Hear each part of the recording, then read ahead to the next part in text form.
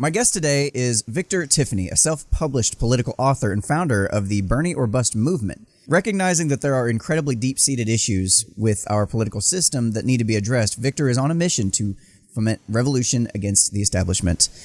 So, You're listening to the Unframe of Mind Show, the place to have the most mind-stretching, unprotected, intellectual intercourse of your life. Your host, Daniel Wagner, battles the forces of evil by lowering fiery balls of truth, reason, and evidence over the safe room walls. Alrighty, and welcome to the show, Victor. Thanks for having me, Daniel. Appreciate this. All right. Yeah, I've been looking forward to it. I always enjoy having these kinds of conversations. It gets a little stale when you have people that you agree with, like most of the time. The conversations tend to get a little stale and a little echo chambery, if you know. I'm sure you've experienced that as well. Yeah. But just before we get started, if you wouldn't mind telling the folks a little bit about what you do and this, that you have a book out and everything, maybe just give a brief introduction to that. That would just to let people get to know who you are.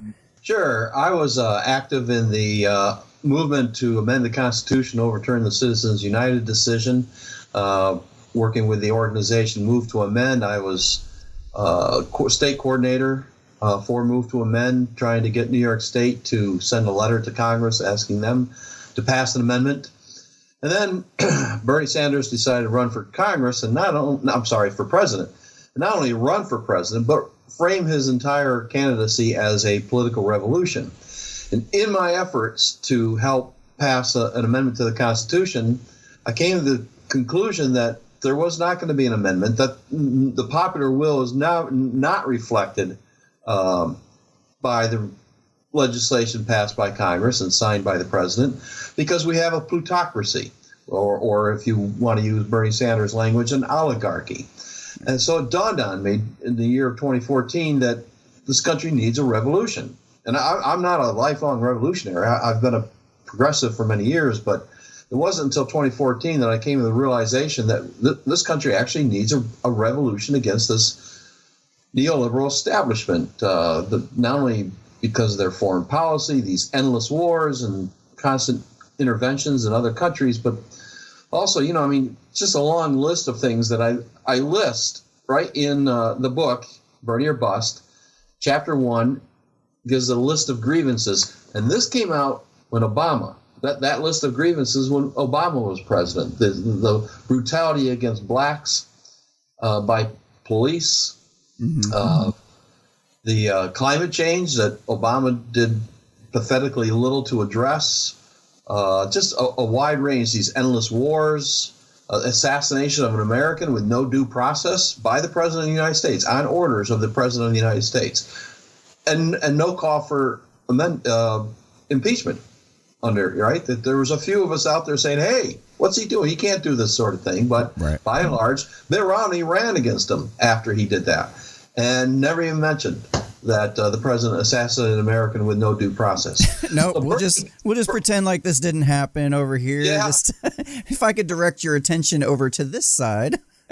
It's amazing. And of course, the media didn't bring it up to any great extent either. And then Sanders framed his candidacy as a political revolution, and of course, a couple of us just couldn't believe our eyes and ears when he did that. So it was all began in a street conversation. Again, this is documented in our book, which can be found at bernieorbust.info, INFO. Mm-hmm. It began as a conversation on a street corner. A couple of us talking about if he runs as a Democrat, the system's rigged against insurgent candidates like Bernie, that he'll never get the nomination, although he could win a general election. And a friend of mine, to make a long story short, suggested that we start a write-in campaign for him.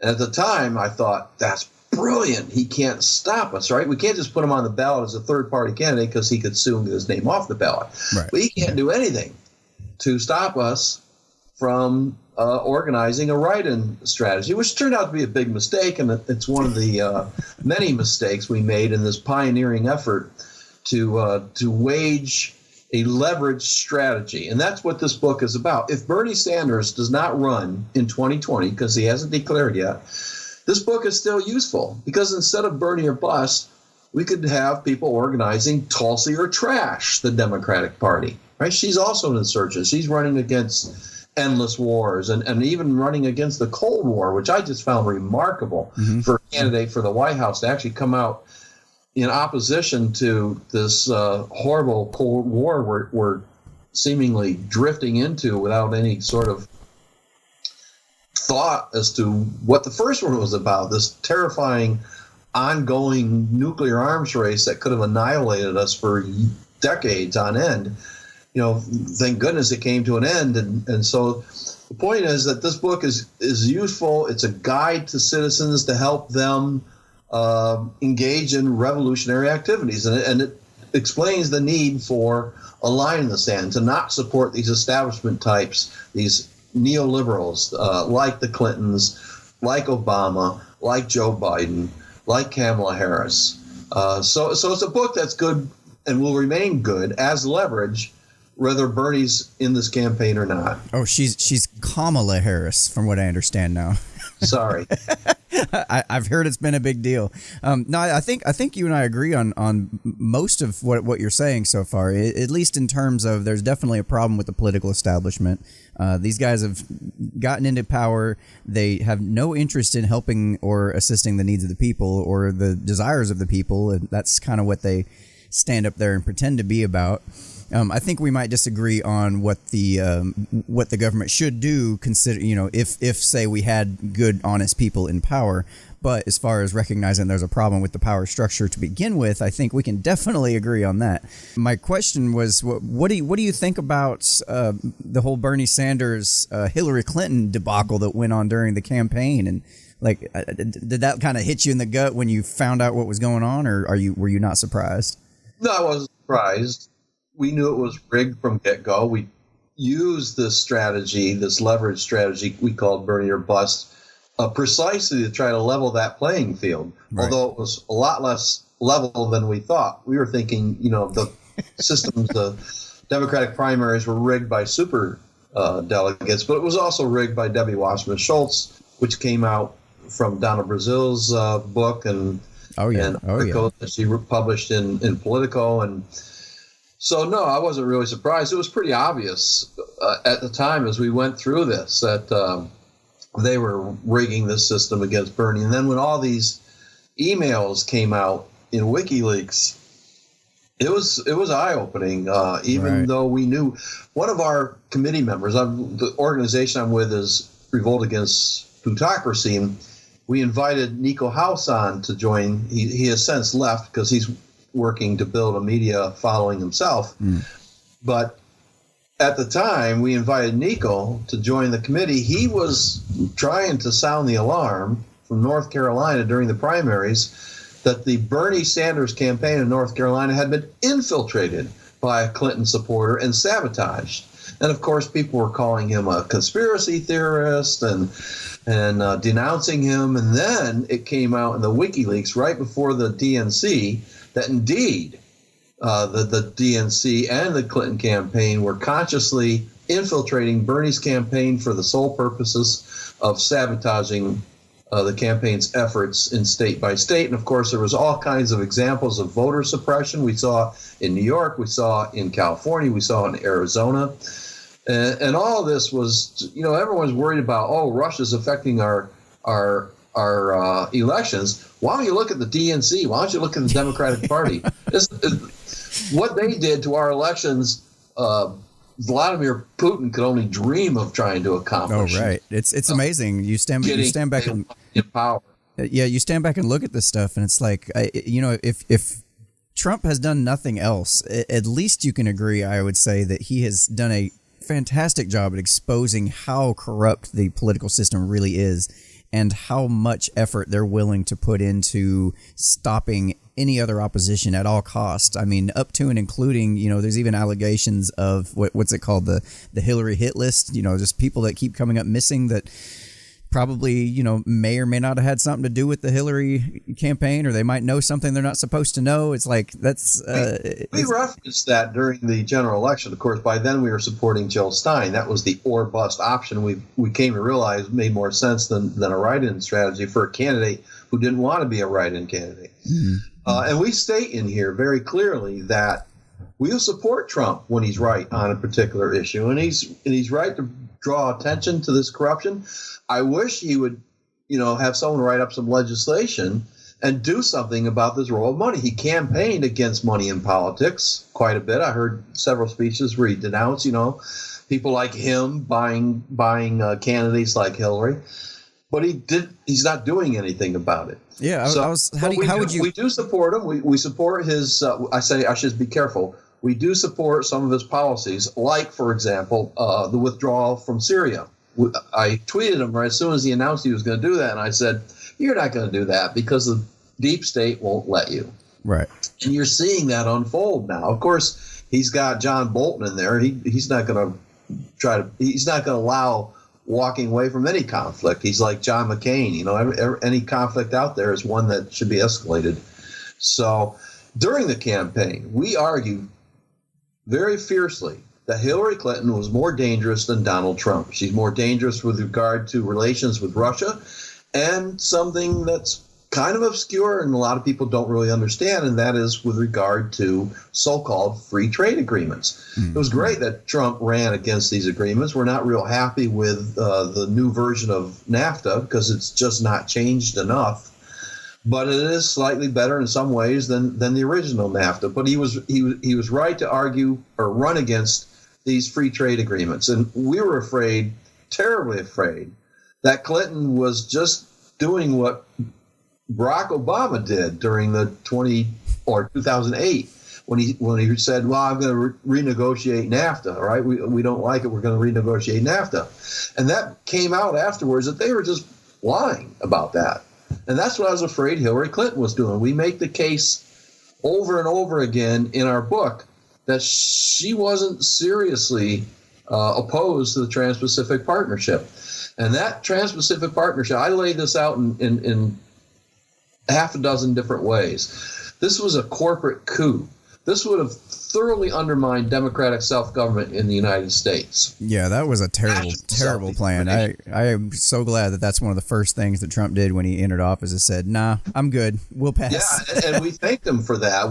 Again, that's one of the good things he did. He ran against it and he shredded it when he went into office. And we I got to say, appreciate that and support that decision. I got to say, I really do appreciate that you are able to at least recognize there are some positive benefits or positive outcomes from Trump's presidency. Whereas if I'm just listening to, say, CNN or MSNBC, I'm listening to the Rachel Maddow show, you would think that this guy can do no good at all, no matter what. He's completely evil, period, the end. It's like, I hate when people want to sit there and make it look like this black and white issue, like everything is this or that, and that is it. It's like, no, there's nuance here that we can look at. There's some things he's doing that people do want him to do. You may not like his style or his approach, but he's doing some positive things. He's doing some kind of shitty things that but who doesn't? I guess I'm looking at this situation like, okay, so you got this idea, a revolution, if you will, and the goal is to get money out of politics. And I'm just curious, like, I can't personally imagine a method for making that happen that doesn't involve asking the people who are benefiting from that money in politics to stop accepting the money in the politics. Well, that is always the key, and that's always been the problem. The only way to overcome that is massive public outcry and support for some kind of comprehensive campaign finance legislation that would legalize democratic order. We have a plutocracy. And right now the people in office benefit from that. There's a few exceptions, both Republican and Democrat. But by and large, those, just as you stated, those people got into office because plutocrats funded their campaigns, either through super PACs or bundling, right? That's the technique that is often used to get thousands and thousands of dollars into a candidate's coffers. Yeah. So our approach, and this is all laid out again in our book. You really like that book, don't you? Yeah, I do. I want to just keep reminding people that it's out there. I'll make sure to have all the links in the comments in the description for you. So no worries there. That. Yeah. So our approach is to have comprehensive campaign finance reform, and it's based on a conservative organization who wants. I can't remember what it's called. Walk me through that. What does that mean? Comprehensive campaign finance reform. Right now, of course, it's kind of anarchic because the Supreme Court keeps throwing out the rules that Congress has passed. All right, careful with that word now. To regulate to regulate elections. So, if we had comprehensive campaign finance reform along the lines that Revolt Against Plutocracy is advocating, we'd have a voucher. That's the word I was trying to dig out. Everyone would get the same amount of money every year to donate to campaigns, to political parties, and to political action committees.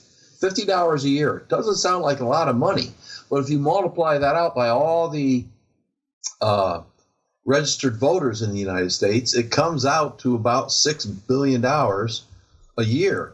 And in the 2010 election cycle, there was about $6 billion spent for congressional and presidential races. So our proposal isn't to get money out of politics, it's to equalize money in politics. And you could have this kind of law passed by Congress. Again, it would require an awful lot of phone calls to Congress, letters to Congress, hassling them in their town hall meetings. Why don't you legalize democratic order? Or why don't you outlaw plutocracy? They could do it. This isn't some sort of the result wouldn't be some sort of progressive utopia. We're still divided. There's still conservatives. There's still progressives. There's still liberals. The difference is the politicians will have to pay attention to the constituents. Yeah, wouldn't that be ideal? I mean, decide what bills to pass, and then there still would have to be compromise. Let me stop you there. Let me stop you there. What I'm looking at is I'm Republican, and I'm the Republicans and the Democrats, and I'm in power right now, and I've got this thing on lockdown right now. I know that I've already, between the two teams, we've already got all the rules rigged to a point where you can't even get a third party candidate to be able to be represented during the debates. I mean, you have no way of, unless you get a huge, massive groundswell of voters to decide to take the sacrificial vote when, they make you feel like you're letting the other guy win if you even try to vote for an independent. And I've got this on lockdown. Why in the world would I even consider, regardless of all the phone calls and all the harassing and whatnot, I'm just going to have my foot soldier congressmen go out there and just take the beatings for a while. Media will sit there and cover it up. I mean, I don't see any path in here. Yeah, we can make a big old stink about it, but they're not going to actually do anything, without actually physically being removed from office through, I'm talking some kind of a revolution, a violent revolution, if need be. And that's probably what's going to end up happening. I hate to say it. But if it doesn't happen non-violently, it's going to happen violently. In fact, we quoted Kennedy. I quote Kennedy in the book, John F. Kennedy. Those who make peaceful revolution impossible will end up making violent revolution inevitable. Right? Yeah, absolutely. Stephen Colbert uses that quote quite often. It's absolutely true. Bernie Sanders on the show with him. But that's it. We need to stop voting for people who are against campaign finance reform. We need to vote those people out. And this is what Bernie Sanders meant by political revolution. More and more people would come in, get registered to vote, and vote out the plutocrats, vote out the neoliberals, vote out the establishment. And I would support a Republican if he came out or she came out in support of comprehensive campaign finance reform. It's not going to the only thing it undermines from their perspective is, these large donors, these large donations. But they still have to campaign. They still have to get donations from their constituents. You could pass the law so that you can only accept money from your own constituents rather than all across the country. Who could pass? I don't think that's necessary. I think it's just as long as no one can donate more than anyone else, so that you and I are on this level playing field with the Koch brothers. George Soros. I think you might appreciate. I wrote an article a while back. I'll put a link to that in the description as well. It's called "The Politician's Guide to Winning Elections," and I write down about 25 or 21 or something like that different methods that people use to sit there and rig elections. That they sit there and do all sorts of vote hacking and the Electoral College and rigging and manipulation, redrawing district lines, all sorts of stuff. And Sure. That was just the ones that I stopped at. I didn't even get all of them. I think I had probably 50 different examples of just outright voter manipulation. And it's like, well, yeah, okay, so we can try to overwhelm the vote, and I think that might have been part of what happened in the 2016 election, was that there was just such a massive groundswell of people trying to vote that maybe some of the election fraud was gone past. I don't know, but there's just so many different angles and different places and points of control that they have right now that I don't see. Again, I'm not saying it's impossible, but what I am saying is I don't personally see a path through. And a little while ago, you mentioned the word anarchic, and I mentioned careful with that word there, because I think a lot of people misuse that word. I actually identify as an anarchist. It's one of the few labels that I actually do attach to myself. And basically, all that means to me is that there's no rulers, no rules. That seems to be the misconception. It just means no rulers. I don't feel like we should go through this process of trying to, you want people to be equal, maybe let's not have a separate class of citizens up at the top of the totem pole that have the ability to a whole nother set of rules than the average citizen has to tell us how to run our lives. Let's just get rid of it the whole system altogether, because obviously it's not working. It's not going to work. It's all designed, whether it's by conscious manipulation or not, it's all designed to sit there and benefit people who have money, who have power, who want more power. It's just a big magnet for that. And I'm just like standing back at all this. I kind of have some left-leaning, some right-leaning ideologies, if you will. But I don't think that going through government is the solution here for achieving those goals. That's kind of the different approach that I take to it. What do you think about that? Well, I'm not an anarchist. I always thought of anarchists as being basically the kind of far left of wanting real equality. I think we need a representative system because there's just too many issues involved for every citizen to make to pass or to cast a vote on every decision to be made at local, state, and national governments. How do you pay attention enough to have an understanding of the issues well enough to cast smart votes? I think representative democracy is the way to go. Yeah, that's interesting. You still have the ideas in your mind. You're still playing with this current modern framework and trying to figure out how we would do that without a head at the snake. And that's not even what I'm referring to at all.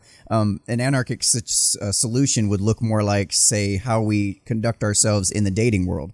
That's what anarchy looks like. You don't have a set of rules, a set of laws and regulations telling you how many people you can date, who you can date, how far away from your house you can date. It's like you pretty much have free reign to choose who you want. There's a set of standards that people do tend to follow. There's a general guideline that people tend to agree that this is how we do things here, and it doesn't require any kind of force, any kind of power standing over us all saying no, you need to date more fat girls because all the skinny girls are over here feeling you know what I'm saying. That's more of an example of what an anarchic solution would look like. It's a whole different mindset to get into, and I'm not asking you to get into that now. I just wanted to kind of give you a general idea what playground I'm coming from here. So I just hope that anyone who ever accuses Bernie or Busters of being extremists can listen to this conversation and understand the difference between an extremist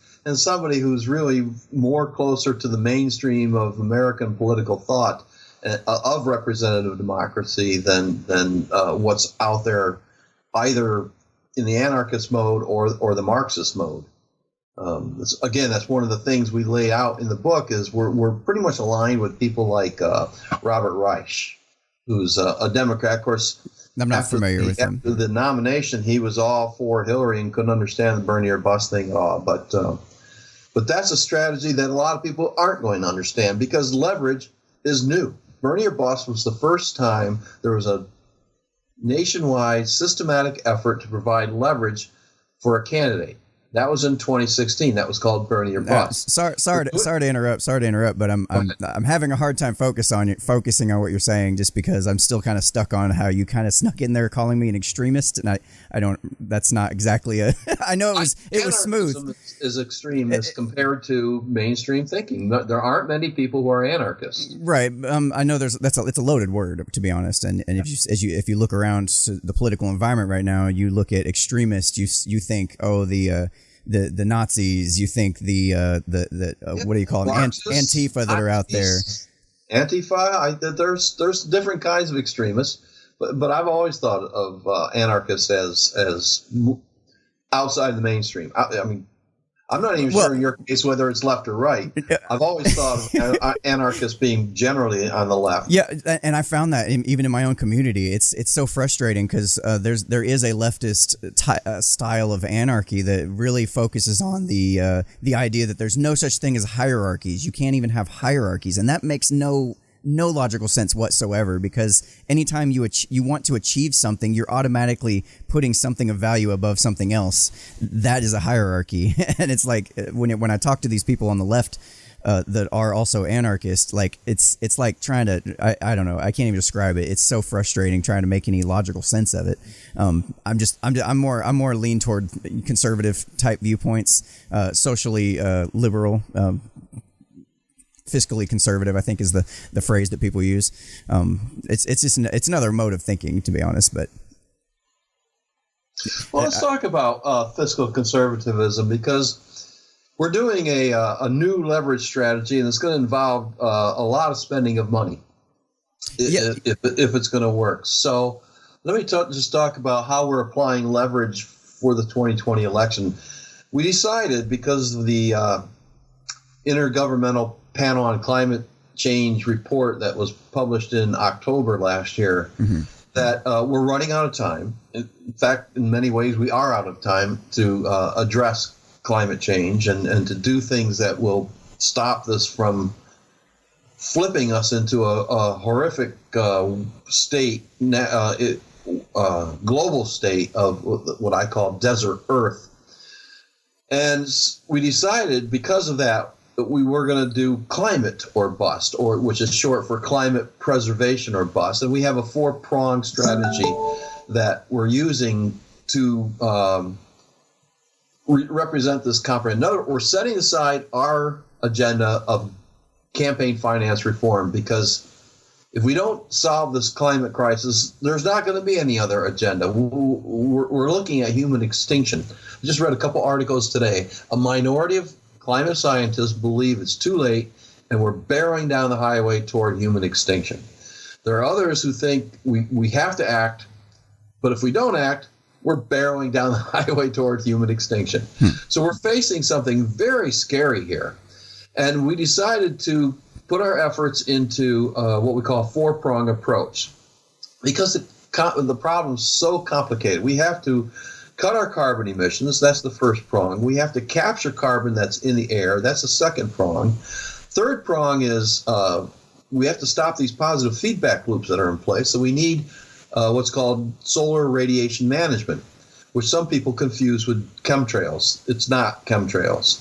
And the fourth thing we're proposing, and this is fairly conservative financially and politically, which is to establish a multilingual website where we can share ideas on conserving energy, share best practices for energy conversion from fossil fuels to renewable sources, best ideas for capturing carbon and reusing it or sequestering it, right, and so forth. So that's the fourth prong, is this international multilingual website. So because the United States makes up 14% of carbon emissions, and we could drop to zero. We wouldn't come anywhere close to the requirement that the IPCC report required, which is 50% worldwide reductions in the next 12 years, or we're barreling toward extinction. So, and that's a lot to ask. I mean, how do you get Saudi Arabia, how do you get Russia, how do you get these countries to join with the United States, assuming we get someone in power who understands this and wants to work on this and wants to develop international treaties to reduce carbon systematically year after year after year. So we're asking for that as our litmus test. No candidate, regardless of his or her name, even Bernie Sanders, is worthy of supporting unless they commit themselves to carbon emission reductions. We're calling for 5% a year for the duration of their office, that is 4 to 8 years. Care if I propose a and then the other three prongs are options. We want them to take on all three, but I can understand why someone wouldn't want to take on the solar radiation management prong, because so many people have it confused with chemtrails. Right. You care if I propose a fifth one? Well, there's climate mitigation, and there's also technology transfers that we think are good ideas, but we're not going to recommend that because we don't want to be accused of being watermelon. This idea that they're green on the outside, but they're red on the inside. Yeah. So we got no climate justice. We've got no technology transfers. This is all technical geoengineering. Remove the carbon, reduce the carbon, block the sun, and share information so that this becomes a worldwide strategy before it's too late. So now this is one of the main issues. I don't really have an opinion one way or the other on climate change. It's one of the topics that I not really try to avoid. I'm not interested in it. So I don't really try to have an opinion on it. It's probably the safest thing to do. But one of the big issues that I do see in it is that I feel like anybody who's actually serious about climate change would be so dead set on eliminating the national debt that would be, because that is the number one area where we can actually cut consumption. Because right now what we're doing is we're consuming way, way, way more stuff now, producing more carbon emissions now in the here and now, and putting our future generations into debt. And in order for them to actually pay that debt, they're going to have to, produce even more consumption in order to cover that debt, plus their own consumption, plus the additional interest that's been added on to the rest of it. I mean, we're talking about, if you want a real solution, it seems like that would be a number one spot to focus on. But I have not heard anybody who's trying to solve the problem even mention that, let alone try to address it. Is that something here's where we're going to have vast differences in our thinking. All right. I used to agree with you. In fact, I pointed out again, one of the problems listed in our first chapter under Obama was the size of the national debt, which at the time was, I think, $12 trillion. Yeah, and now it's around 21. 21, yeah. Since then, I've learned what is called modern monetary theory. For people to get a good idea besides what I'm about ready to explain, I recommend going on Twitter, looking for Stephanie Kelton. She was Bernie Sanders' economic advisor, Kelten, and her video called Angry Birds. And it's about a 1-hour lecture where she explains that she's the economist, so she can understand this or explain this better than I can. Mm-hmm. She's also the economic Galileo of our time. So let me express the analogy between modern monetary theory and solar system. No one talks about the solar system theory, right? We all accept the fact that the planets revolve around the sun. But 500 years ago, that was a radical understanding. No, that's not. The Earth is the center of the universe, and the sun revolves. We can see it every day. It goes around the sun. Or it goes around the Earth. We can see the sun revolving around the Earth. That was the thinking 500 years ago, and more so nowadays. Theory, and more so nowadays because of flat Earth theory. Yeah, Copernicus came out with a theory and said, no, the sun is the center, and the planets revolve around the sun. And then Galileo came along with his telescope, 2 centuries later, and proved that Copernicus was right. So, in modern monetary theory, the original idea was that taxes pay for government spending, right? That's what the common understanding is. Taxes fund spending. And what the modern monetary theory folks are arguing, starting with Warren Mosler, he's the Copernicus of our time, at least in this theory, is that no, that's completely backwards. Spending eventually funds taxes. You can't pay your taxes in any other currency other than the U.S. dollar. And where does that money come from? Congress spends that money into existence first. And then after it circulates around the economy, the government wants some of our income back in the form of taxes. So spending funds taxes, not the other way around. And the same is true with bonds, government bonds. They don't fund government spending.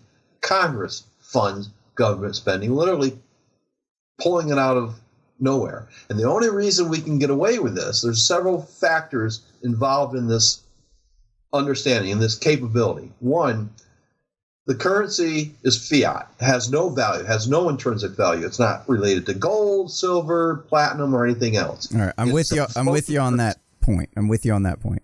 Go ahead. And then we also have to have a sovereign currency. This isn't true for New York State or California or any subsidiary of the sovereign government. It has to be a sovereign currency, so it's a European nation can't do this, right? Because they are not the sovereign currency control. They don't control their currency. It's the euro in Europe. But the United States controls its own currency, just like Mexico, just like Russia. Right, which is how you know that we don't have capitalism.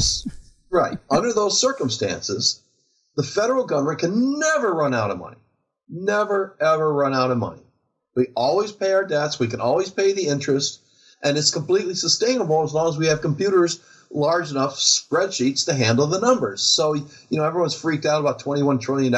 It's just a number on a spreadsheet. It has no intrinsic value. It could be $999 trillion. It's still just a number on a spreadsheet. The only reason you need to raise, there's a couple things. There's one reason you need to raise taxes is if all that money out there chasing goods starts causing inflation. Then you pull some money out of the economy and keep inflation intact. Right. And the other reason, that's not how inflation works, though. Money chasing goods is not how inflation works. Inflation works once the government puts more money into circulation. That just basically because there's too much money is the definition of. It has nothing to do with the goods they're chasing. It just has to do with the supply of the money. Right. So you take that supply out with higher taxes. You reduce the supply of money by taxing people more. And you could do it at different levels. If there's inflation with the price of yachts, you tax the wealthy people. If there's inflation for the price of apartments, you can tax working class people. But that's one purpose of taxes. And the other, of course, is to control behavior, right? If you want to cut down alcoholism, you increase taxes on liquor or beer or wine. If you want to cut down on smoking, you increase taxes on tobacco, things like that. But it doesn't fund the government. And so this whole idea of that this debt is unsustainable isn't related to, it used to be true when we were on the gold standard.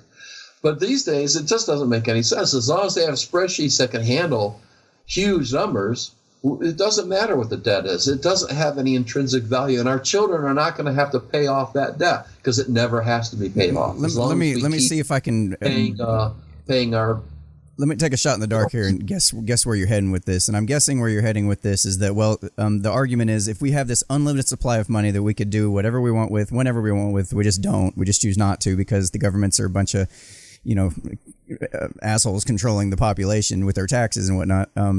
Close, except more narrowly defined. We have the money to have a mass mobilization for we did it for war, right? When we were attacked by Japan in Pearl Harbor, we spent what we needed to spend to get ready to fight that war. Now, the enemy isn't a foreign country. The enemy is ourselves. We're pouring too much carbon, so we have a massive mobilization to extract carbon from the atmosphere. It's going to cost some money. So what if the national debt triples in the process? Even if inflation goes up, if the choice, Dan, is Daniel, please. Daniel, sorry. If the choice is massive inflation versus human extinction, right? This is situational ethics. Which is worse? Right. I mean, if that's the choice, However, like I pointed out, is I don't see people taking this seriously at all. I don't see people taking it seriously. I see people freaking out and they're falling for the propaganda.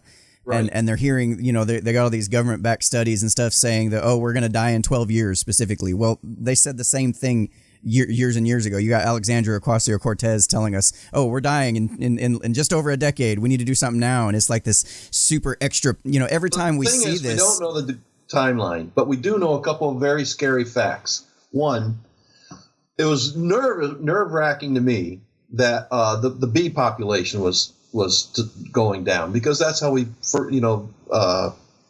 pollinate our plants and produce food. Mm-hmm. It's not just the bees. The entire population of flying insects all around the world is decimated. It's down 20% worldwide. And if that drops to zero, as predicted in 5 to 10 years, we're facing massive crop failures, massive starvation. It's not going to be extinction at this point, because there will be a few people who'll be able to manually pollinate the crops, and some people will struggle and get by.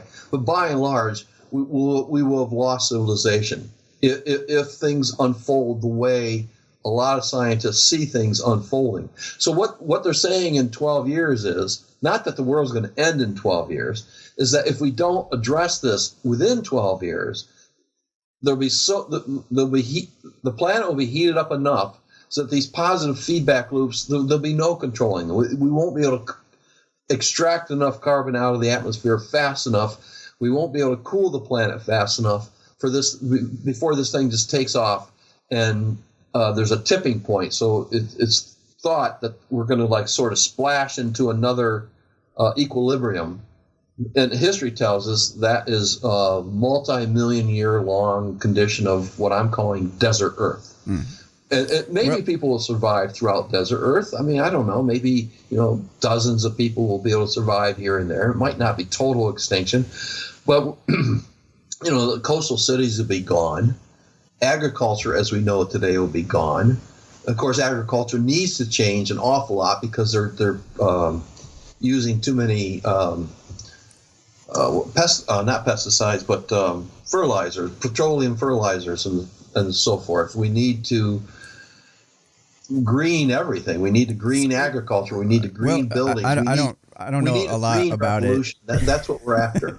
I don't know. I'm not smart enough to know about all the details and the charts and whatnot. I haven't looked into it exactly, but what I am looking at is I have heard a number of times that there is a lot of green energy type solutions out there that are better than oil and fuel and that kind of thing. And what we have is a situation right now, again, this kind of goes back to the anarchic solution, is we as a people know that there's other better alternatives, but we have a government that's in hand with the oil industries who's doing everything in their power to keep, so again, it's just knock that situation out, let the people focus on their own energy needs and the solutions that you're talking about. I would argue that trying to go the government route of trying to spend our way to saving the planet is not the solution. The solution is to get them out of the picture so that we can actually get down to business. And the people that are actually serious about solving the problem can band together and do that. And they can have a common goal in that without being stopped by government regulation and oil industry lobbying money and all that crap. Yeah, I'm fairly sympathetic with that idea, and I'm not against it, but it's insufficient. I think what you're pointing at is what I'm arguing is insufficient, and I would agree with that. I don't think government spending at the federal level alone, but it's only that's where the money is. That's where the literally unlimited supply of financing necessary investments on carbon capture. Let me mention. I 100% disagree with the fact that there's unlimited money. Even if, yes, they could, in theory, type in whatever they want, there is a point in which people will not accept it anymore. And I'm talking about foreign governments are already making positions to change their monetary policy to try to get out of the dollar as the reserve currency. This is something that I do study quite a bit, and I know for a fact, we can go ahead and keep putting zeros in the computer, but they're not doing that because of the size of the U.S. debt. They're doing that because basically Trump is too unreliable as a leader, that they just don't like what's going on, and so they're moving into other currencies. Yeah, that might be true if this wasn't already going on a long time before Trump was ever even a spit in the eye of our. The BRICS, we're talking. I'm talking about China and Russia specifically trying to move to a gold standard, recognizing that the U.S. dollar is not worth what what we say it's worth. It's only getting worse. We have that constantly showing up. I know everybody keeps talking about this great economy that we're in the middle of with Trump. Trump's doing these great things with the economy, and what we're really seeing is kind of an economy floated on by hope, that everybody's just hoping that it gets better. In reality, I think we're in a much more of a bear market right now, and people just haven't quite figured it out yet. And you're going to see a huge shift, and the more that we sit there and keep trying to type more zeros into the computer, the more that's just going to backfire in our faces. There are consequences for the actions at some point. I mean, there's not an unlimited supply. That's just impossible. That just doesn't make any sense whatsoever. It does. Well, because you're thinking of pre. Oh no! This isn't gold standard money. I'm talking about the fiat currency that we're on right now. With gold standard money, it was a lot clearer for us to see that when we went to war, because we actually were feeling that it wasn't rolled over into fake zeros in the account or rolling over into debt on our children and grandchildren. This was something it's not on our children and grandchildren. That's a myth of old school thinking of gold standard thinking. That's just not the case anymore. That doesn't roll over on our children and grandchildren. They don't have to pay it off any more than we have to pay it off. Well, because it'll be defaulted on, and we'll just go into an economic crash. That's way worse. Pessimism that conveys a lack of understanding of modern monetary theory. Right. Well, I mean, I did go over the video you watched, and I have heard arguments about what you're talking about. I haven't heard it referred to as modern monetary theory. And I think that it's completely empty. I think it does. What I'm coming at is not from a pessimistic perspective, but I do think that the other side of the argument here is coming from a position of thinking that there's just because we can, that we should. It doesn't make any sense. Well, it's not that we can and we should. It's that we have to. We have to come up with ways to solve this problem. And maybe government spending is not the whole answer, but it's certainly some of it. Let me again come back to carbon capture. All right. There is a company, right? Private enterprise. There is a company that has figured out a way to capture carbon, solidify it, and then crunch it up into little pieces, basically sand, which is useful in cement and pavement, blacktop. So it that's pretty cool. Yeah, it sequesters it, and they make money from it, right? It's a money-making operation. And I think I'm not against market approaches to doing this. I don't think it's all going to be government actions, but the government can go a long way towards solving these problems, especially at the state level. Right now, that's the only place it can happen. But it has to. We need to do this. Another thing we could do, and again, this is who paves the roads, the states. So one thing they could do is resurface the roads with these solar collectors, right? They're encased in glass units with little things that allow the tires to catch, right? Otherwise, glass is too smooth. Yeah. And you can resurface all the roads in the United States with solar collectors. All right, and that would go a long way. And where there's a lot of progress in the technology is in energy batteries, basically, energy storage. There's tremendous progress that's underway. We don't have a problem solving this problem because we lack the technology. You nailed it on the head. We have a problem because of who's controlling the government. Big oil, big gas. We need, and this is where the revolution comes in. We need to have enough people awake to throw out the people who are backed. And we can just go to Open Secrets and find out who's backing these candidates. And when we see oil and gas companies backing a candidate, you vote against them.